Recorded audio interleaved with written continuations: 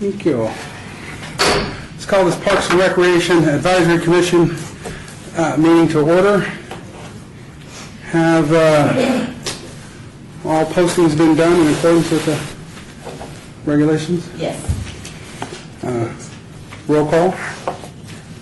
We have Chair White, Here. Vice Chair Buckman, Present. Member Armenian, Yes. Member Lee, Here. Member Aker, Here. Member Bastian, Here. Member Lopez, Here. Member Sherman, Here. Member Folger, excuse, Member Farler, excuse, Member McCurdy, excuse, we also have Member Till, excuse, Member Thomason, excuse, Member Thompson, Here. and Member Becker. Excuse, thank you. Okay, and we've already gone through the compliance with the meeting laws, so we'll move on to number 3, public comments.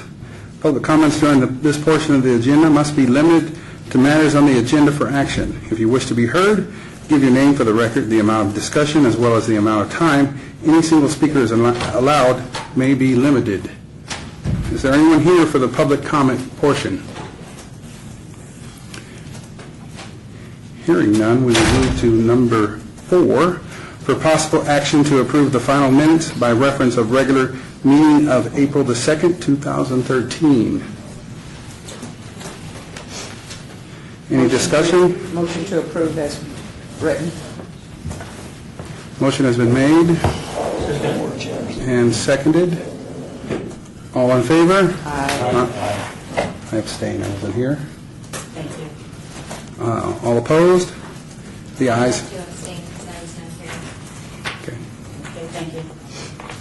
All opposed? Ayes have it. Moving to number 5 for possible action from detention and enforcement regarding park issues at city facilities and parks, all wards. Is there anyone here from the detention? Sure, I just received an email that they're running late and might be diverted, so we can slide them down the agenda or obey it, but I do believe that I saw the D&E report go out, so if anybody's got questions and Sergeant Donahue doesn't get here, I'd be glad to follow up with those. Okay. We will slide that down. Trail it. Yeah, trail it. Okay. Moving to number 6, report regarding the summer programs for youth, all wards. Kelly Schwartz, senior, whatever I am, manager analyst. Jack of all trades here, yeah, that's summer camp reporter. Anyway, as we have for many, many years, we offer a lot of different summer camp programs for our kids.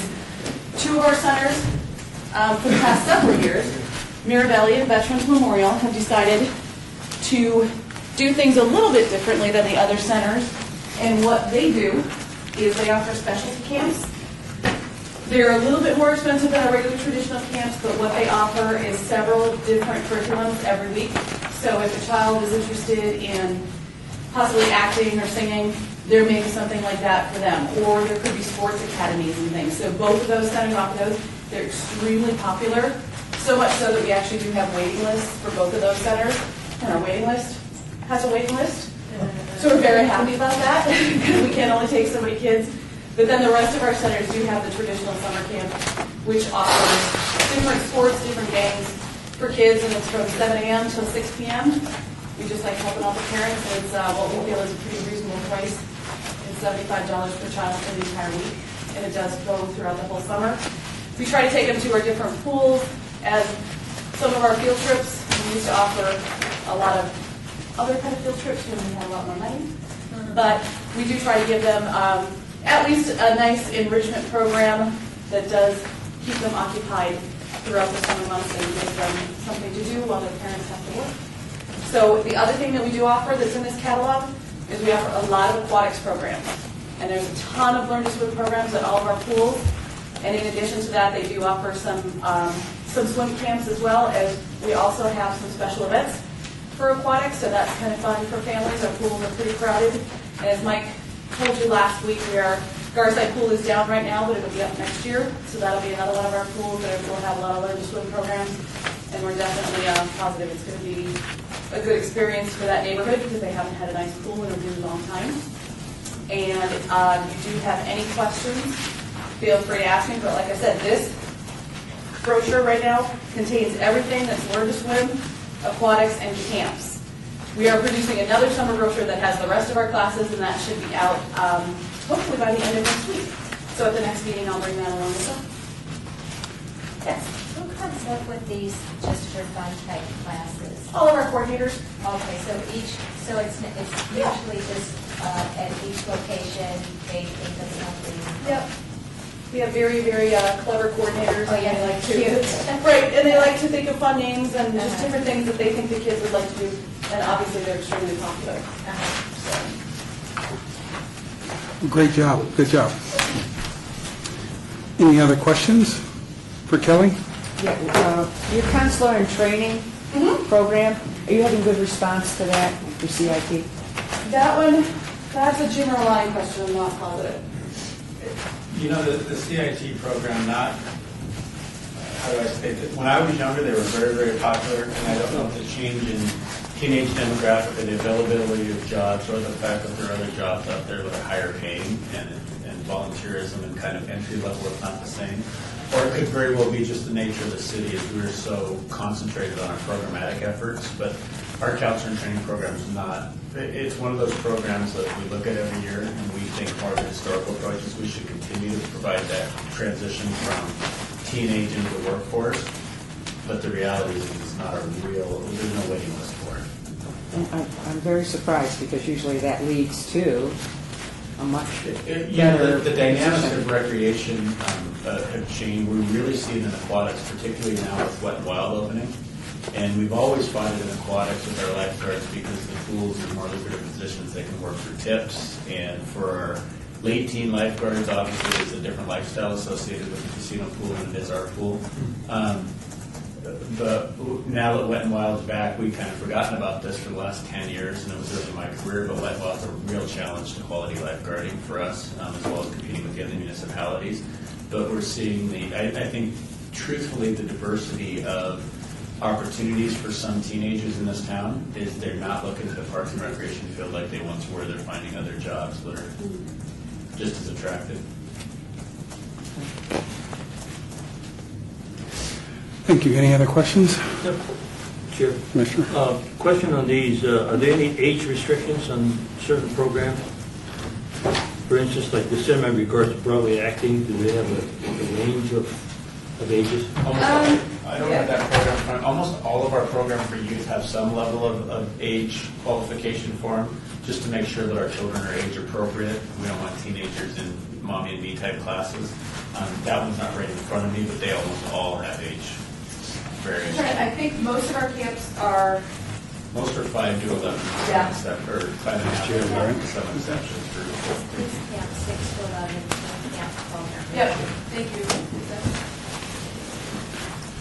My management analyst didn't give me a brochure. Thank you, Kelly, and our whining director, Mr. Linderman. We'll move on to number 7, report regarding the construction and completion of Stupak Park located near 251 West Boston, Ward 3. Mike Haberkorst with Parks and Recreation and Human Services, and here is a schematic of our lovely park that will soon be developed. I got plenty of copies. All right. I got plenty.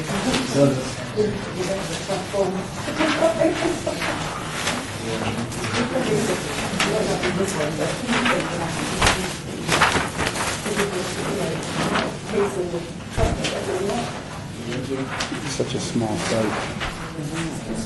For those of you that, a little bit of history behind the Stupak Park area and the Stupak Community Center.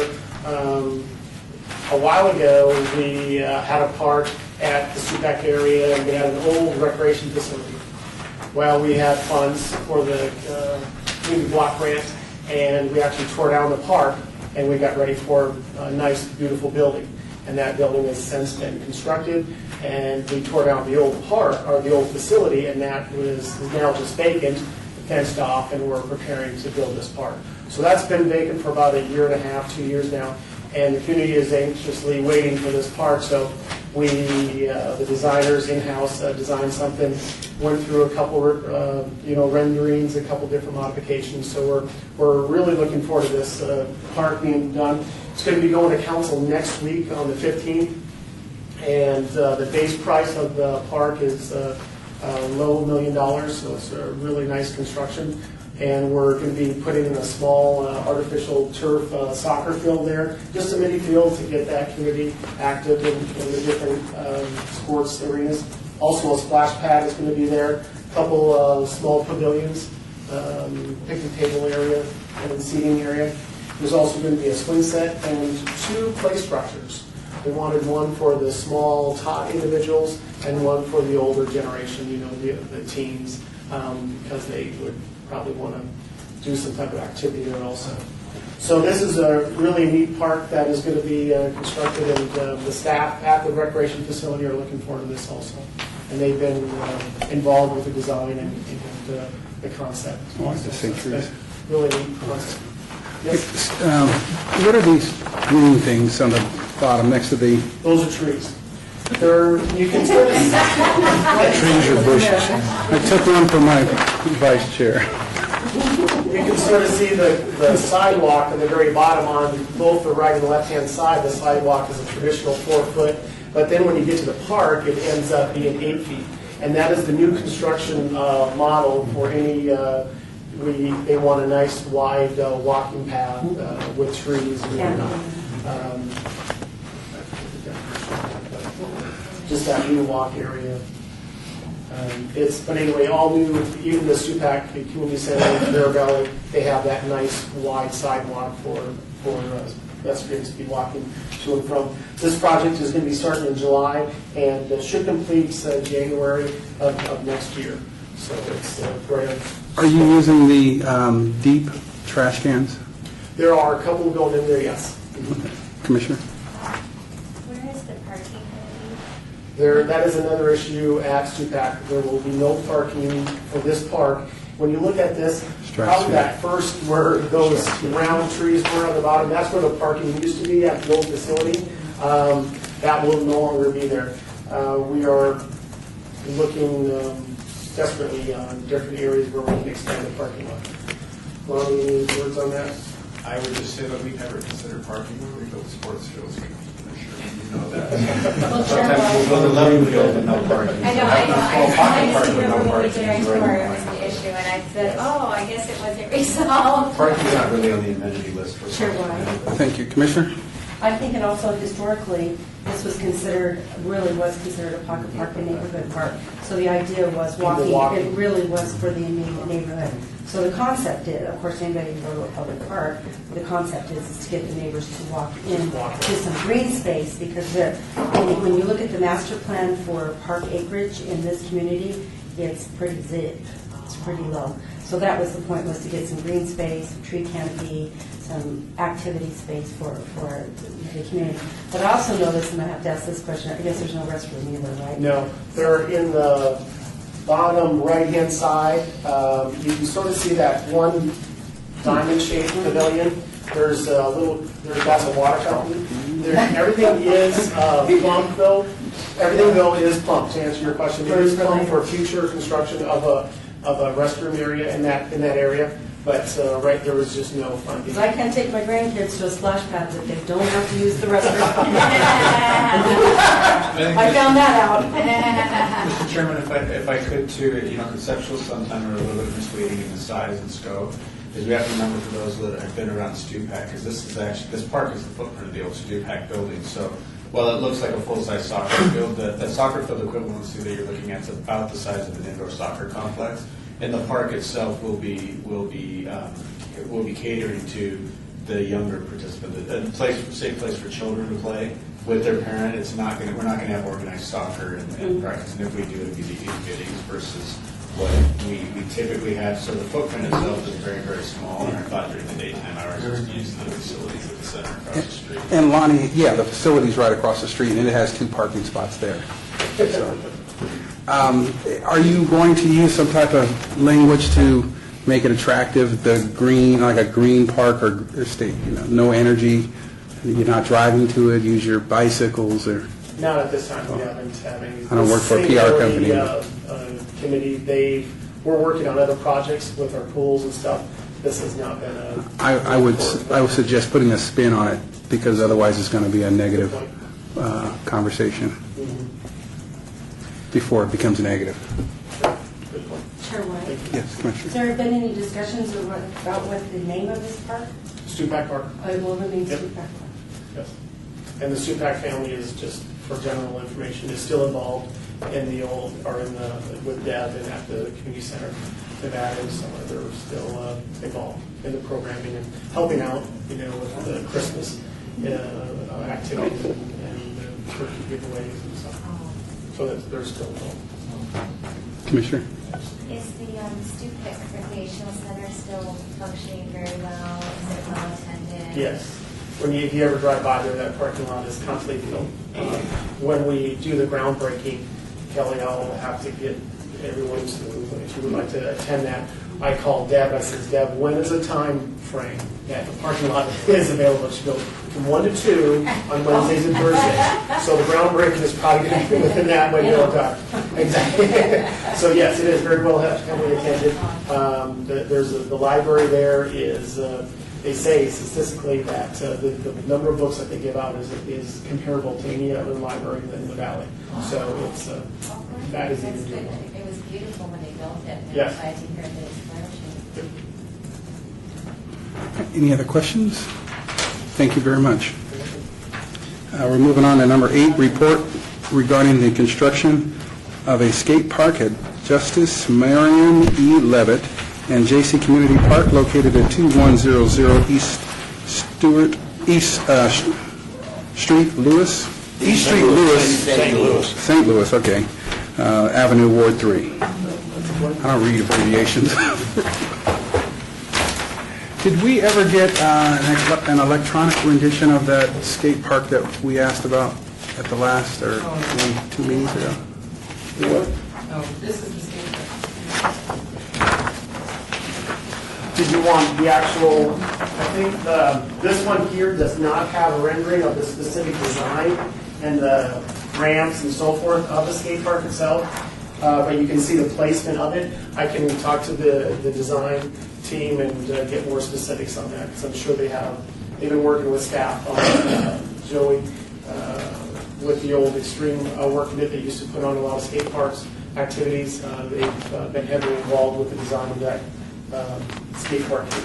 But this is just an overview of the project itself, and this one here is going to be going to council probably in July, starting in August with the construction date, but not finishing. There's a little bit bigger project with the skate park and all the canopies, and it was completed till spring of 2014. So this park, the scope of this one, the main highlight is the skate park itself on the northeast corner of that. And that community really doesn't have a skate park, so we thought it would be critical to add one in there. And then the other aspect of the park design is the covered canopies. There are, Lonnie, are you familiar with the grant that is coming with that? Only the grant, we're using it to offset the cost. One of the things we tried to do, and Parks has done a very good job, is all the play features in our parks have been covered for the summer heat, so you can actually take your child. They're stretching that to all the amenities. The bocce club and the horseshoe club have long since, this is kind of their home as far as the bocce and horseshoes in town. They've long since requested canopies as well as over our the shuffleboard on the far end. So as part of a grant to offset our contribution from our own general fund, is we're covering the shade structures you see. To cover those amenities will be grant funded. We met with all those different user groups, made sure that they were aware of the canopies coming in. At one time, the horseshoe, the club was very interested in the height of that, and at one point in time, the height, the design of that was only like 10, 12 feet high. So we obviously corrected that and got that much. It's a minimum of 15, all the way going up to 20 feet for the horseshoe players. What are the streets, the bordering streets? So when you're looking at the map, the one to the left is Eastern. No, I'm sorry. Yes. Yes. is Eastern. And then on the bottom side, you can't see that street, but that's the main street is Sahara down there. Up on the top is St. Louis. And on the right, I'm not sure if that's... Atlantic. This is the Italian Club right there. And so they've been very receptive, very positive about the canopies that are coming in. They're a little concerned about the lighting, but the streets and the engineers are assured us that the lighting will be good and adequate for any play in the evening. So the entrance is, The entrance, there's several entrances there. Entrance here. You can sort of see the parking on the bottom. yeah. Yeah, the Italian Club's right here. It looks tiny there. Yeah, this is a huge I park. mean, because it looks so small when you go Well, down it like this. you have but street actually parking. in the park, it feels- And that is a full-size soccer and the softball field. Yeah, it's a huge, I mean, it's just a big. I didn't remember this. Well, thank you very much. Are there any other questions? I have a question. This is regarding Heritage Park. I met with the councilman just very recently, and he expressed his discontent about the lack of progress at that park. And what's the status on that? What's the reasons behind the delays? I'm not sure. I did get an update on, but I don't have those notes with me right now. I can definitely research that. Can we add that to our next? Because that one, because that is not like this park here, Levitt Park, it involves the users, the horseshoe, and we're heavily involved with the horseshoe club, the bocce club, and so forth. That's why we got involved. Supac Park, obviously, because it's right next door. Huntridge is, there's no connection to our department with that, so like Kelly was saying, that would, but I'll still research that and Through Mr. Chairman, what's the status of Doolittle? Doolittle, that one is coming online. We're going to be taking, the main emphasis there is that there needs to be a larger, or there's a need that has been addressed, that there needs to be a larger play area, open field area in that area. So they're going to be taking out one softball diamond. There's already two existing diamonds. They're going to be taking one out for a larger canopy. There's still in the design concept of that, but that's the direction, is that the community is asking for that, and the council person is heavily involved with that need. But that one is still on the drawing board. Commissioner?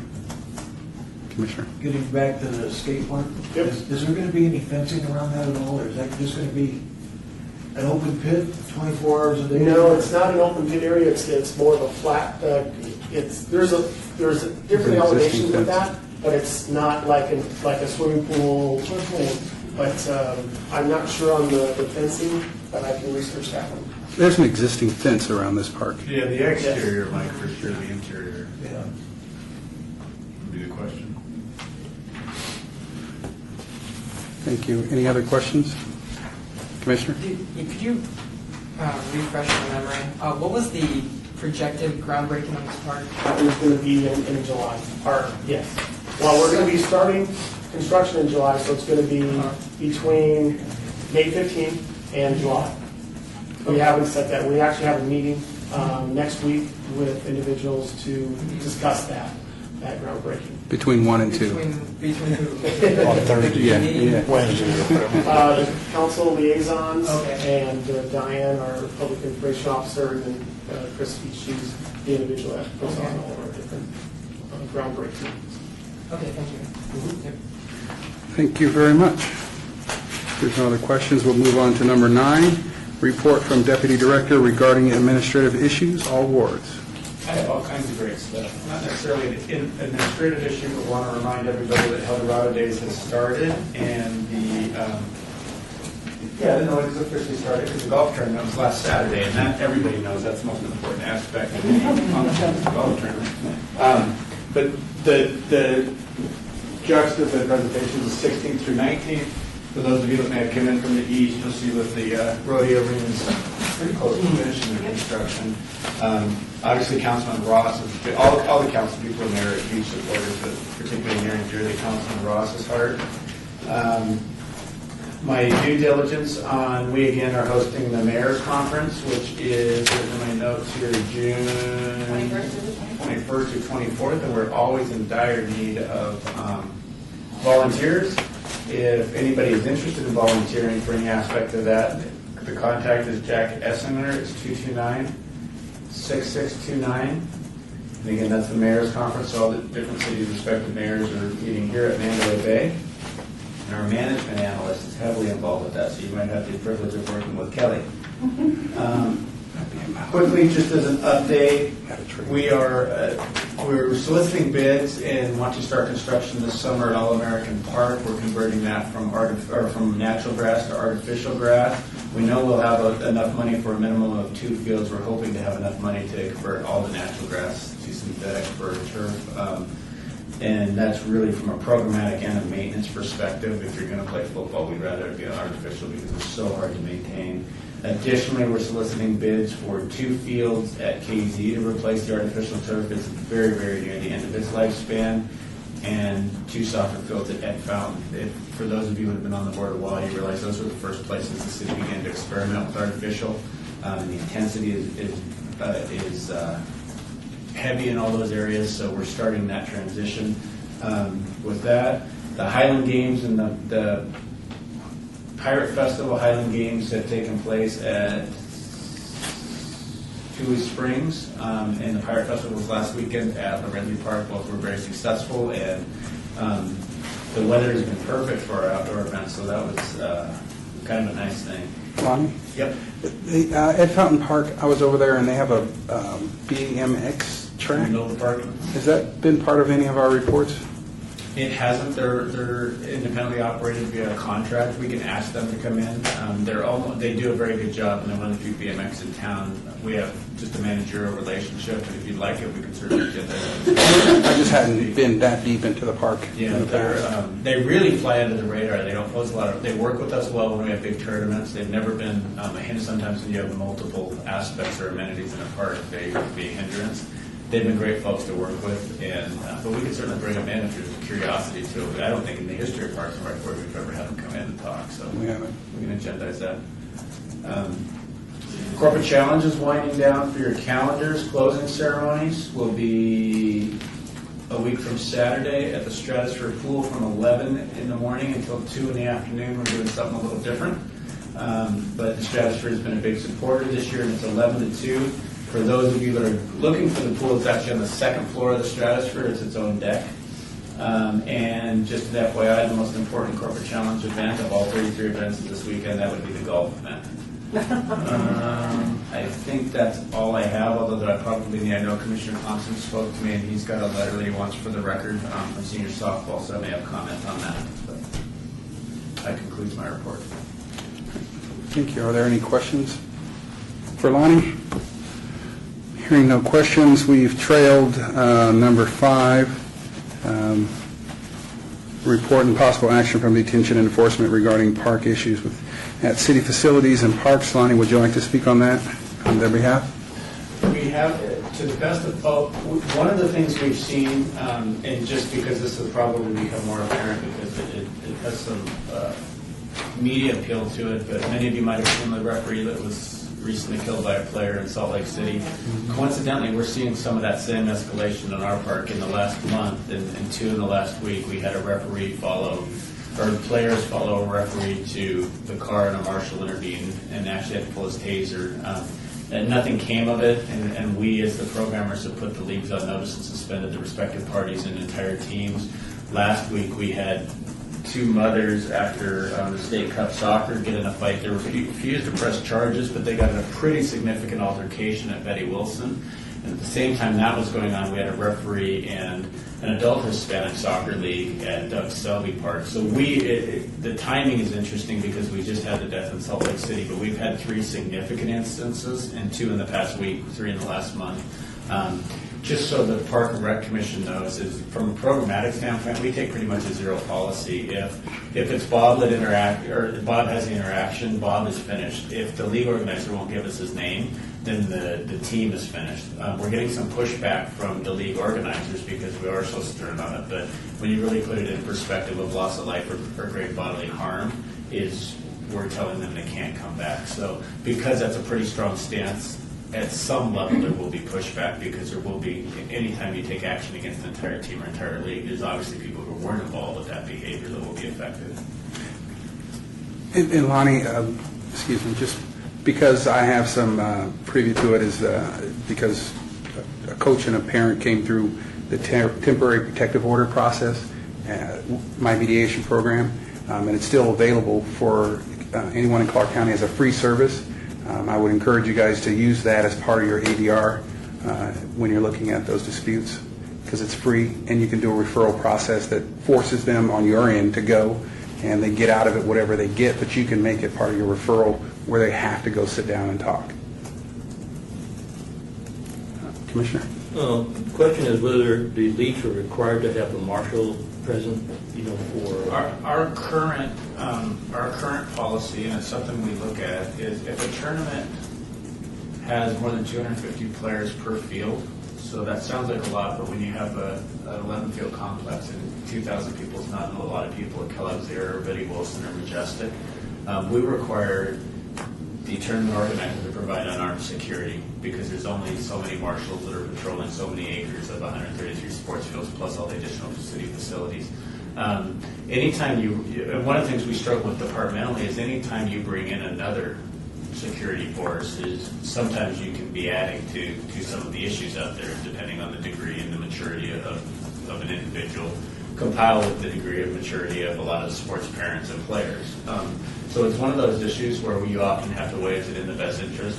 They have to, our events, they have to consult with marshals, whether they have their events, so the marshals are aware of what's going on, the time that's going on, the presence that might be needed.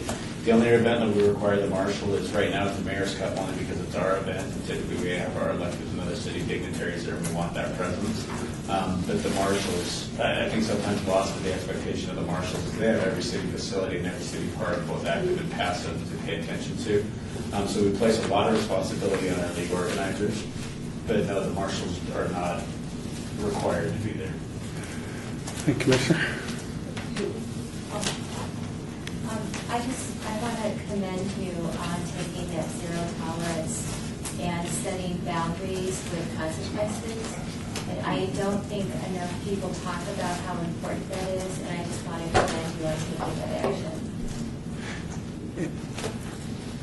I was also going to comment, I know years ago, the department came forward and talked about having a shelter-in-place program, and I also think that that's something the department should be commended for being proactive about that as well. I saw some recent news activity throughout the country where shelter-in-place programs were really effective in protecting people when unsafe circumstances kind of broke out in locations.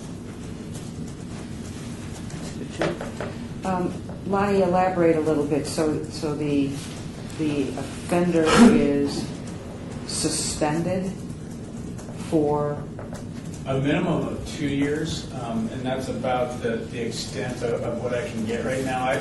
My professional belief at a personal level, if that makes sense, is if our marshals have to draw their taser on you, I don't think you should ever be welcome back. But again, then you get into some philosophical discussions about we all have moments of temporary lunacy, as well as they're taxpayers at some level. So right now it's a minimum of 2 years.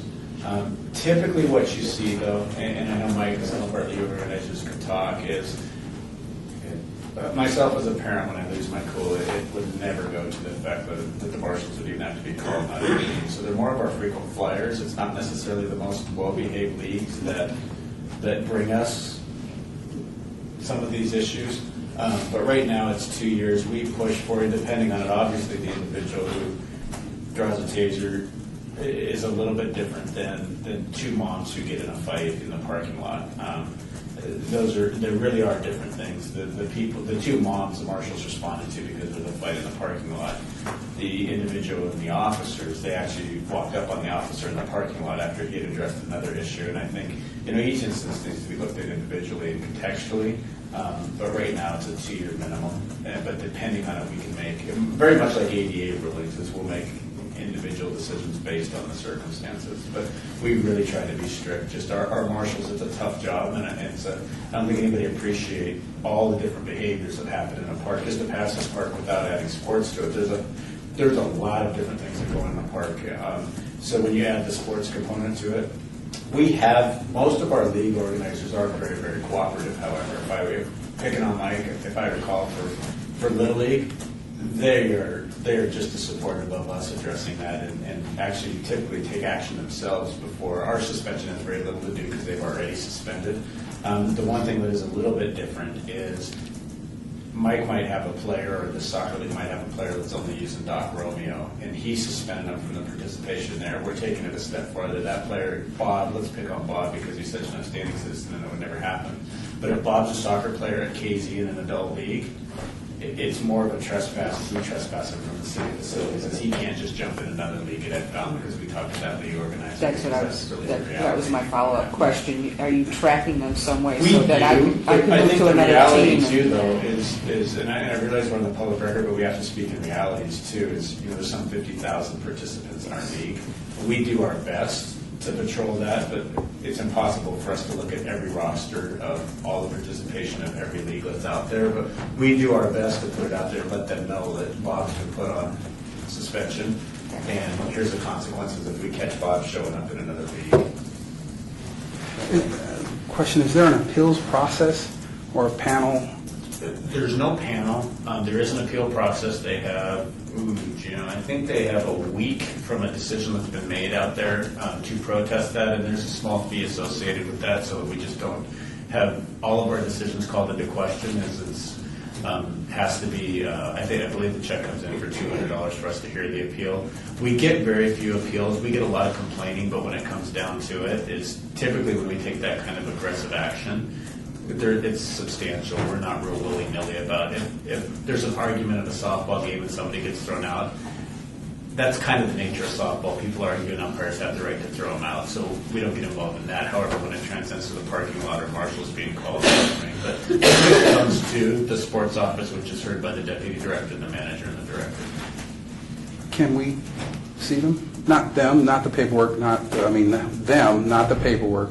Is there any way of having them come before us or apologize or talk about it or tell us, not to hear them gripe? And I know there's a possibility they'd come here and You guys gripe. not having bylaws kind of makes it difficult, but I think one of the things that we can certainly govern by policy is strict, and I'd like to thank you up front for giving us more work. But one of the things, in all sincerity, to take a look at is possibly once you've had committed an egregious act, is part of your reentry, either Yes. youth, I don't know that we could require youth to come back in front of us, but we could certainly require the league organizer and or the coach to actually appeal to the Parks and Rec Board for reentry Yep. prior to, and that's something we could look at. We probably can't pull that off overnight, but as we're always continuously revisiting our sports policies, it's something we could probably write into our policy that says two things, and this is just a 50,000-foot look at it very quick, is if we suspend you for a length of time and you want to come back prior to that, it would go to the Parks and Rec Board for consideration. And then secondly, if you've been suspended for X amount of time, so it's pretty egregious, it's not just a one-game suspension or a 2-week suspension, it gets outside that, is that we can formally have that as part of the process so that you can take a look at it. Certainly we'd have to bounce that off the city attorney and make sure they're comfortable with that, but I'm not sure that. Right now, they don't have an appeals process other than to bring it to the attention of the deputy and the director and the manager of the division, and then we become the appellate board. I think that's something I'd be curious in seeing developed. Thank you, Kelly. That's what I said. He says it's work for him. Thank you very much. That all came under the item number 5. So we'll move to item number 10, citizens' participation. Citizens' participation, public comments during this portion of the agenda must be limited to matters within the jurisdiction of the commission. No subject may be acted upon by the commission unless that subject is on the agenda and is scheduled for action. If you wish to be heard, give your name for the record. The amount of discussion on any single subject, as well as the amount of time any single speaker is allowed, may be limited. Is there anyone here or anyone who would like to speak Now, is this where I need to comment on our situation? Yes. On behalf of the Las Vegas Senior Softball Association and Senior Softball USA, State your name. I'm Jeff Thompson, and we recently had our spring tournament at Lorenzi Park, and we had a number of issues that we need to see if we can get straightened out. I spoke with Lonnie before the meeting, and he said he had a copy of the letter that Terry Hennessy had sent. There's, like I say, 4 or 5 items in here that I think I would like to have some kind of a explanation brought back to us of what they are. There seems to be a scheduling problem. We ended up with 3 different events going on over there at the same time, which I think was a little much for the park at that time, especially with the softballs being hit out into the area where the people were. The one group was charging for parking, and all of this stuff had never been told to us until the day before we were ready to play. We had previously scheduled these fields 6 months ago or so, and if we could just get some answers to some of these questions, I think it would help us quite a bit. What I'll do, Commissioner Thompson, is we'll actually agendize that, and I'll address it not as a deputy director report, but talk about the use and what happened on that day. Okay. The second part, I'd like to, Mr. Hennessy also talks about the complexity of our field field registration process. As most of you know, we have about a 47-page document. One of the things we're looking at, and you know this runs concurrent with the audit, but we've made a lot of progress. I think we have 5 open items. And most of our open items have been abated for 18 months, but we can continue to refine and reflect our process, which comes full circle to address yours. It's one of the things we're looking at is how to stay audit compliant, but at the same time make that a more efficient process. Mr. Hennessy points out that of the 70 cities he deals with, we're the only one that's more than a 4-page document, ours is a 47-page document. We're well aware of that. And we know that the majority of that was for audit compliance. I think now there's a new understanding, not only on behalf of sports, but the city manager's office, the audit officer, of the dynamics of field allocations and the balance between being appropriately covered and reflective of your organization or the activities of your organization, and at the same time not losing all efficiency in the process. So over the next 18 months, we're trying to address that and implement it and refine that process. And but I will, because of the first half of the complaint, we'll agendize that. I'll come and talk specifically about Lorenzi Park and senior softball next June. And there was one other item. We got this email from Nikki, and she said that the Lorenzi Park is going to be closed from December through March of next year. What is that for? Lorenzi went through some construction, but it's already been done to allow for club baseball to participate out there. So I'll have to check on that. I don't know. It would have come from parks if that's true, but I can't think of any. December through March would be for overseas, but that's so late. Well, that's pretty late, yeah. And it's just, we've been using these facilities, and we thank the city for the use of them, but it's kind of tough for us to find someplace else to play all I'll the time. check on why it would be done. I'm not sure. But if it's for reseeding it, that would be coming from maintenance. It's late in the year to be reseeded. It's late signature. It actually says Lorenzi and Dr. Romeo Park both. I don't know what. And the dates are December to March? December 1st to March. 3rd, something like that. December 1st to March 1st. Yeah, let me check. I don't know why they put that. Okay. Thank you. Can you do that email if you want I to? can do that. If you don't want that part of the formal report, we'll get that email specifically to you, but back out to the whole board. Yeah, get it, and I'll forward it to you. Okay, Or all right. CC me. So I'm curious. I'll send it to the whole board. And the email you have is Doc and Lorenzi are down? Yes. That was from Nikki. They're down or they're not available? It says,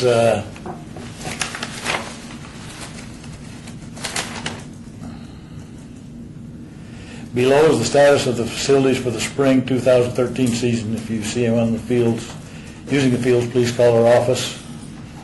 Help keep them out and keep them in great shape. And it just says they're unavailable. The softball fields 1 to 4 and one at Lorenzi, 1 to 6 at Dr. Romeo, from December 1st, 2013 to March 1st, 2014. I'll check on that, Mr. Chairman, and just reply to the board specific emails with that as well. Thank you. Is there anyone else for the citizens' participation portion? Hearing no one else, meeting adjourned.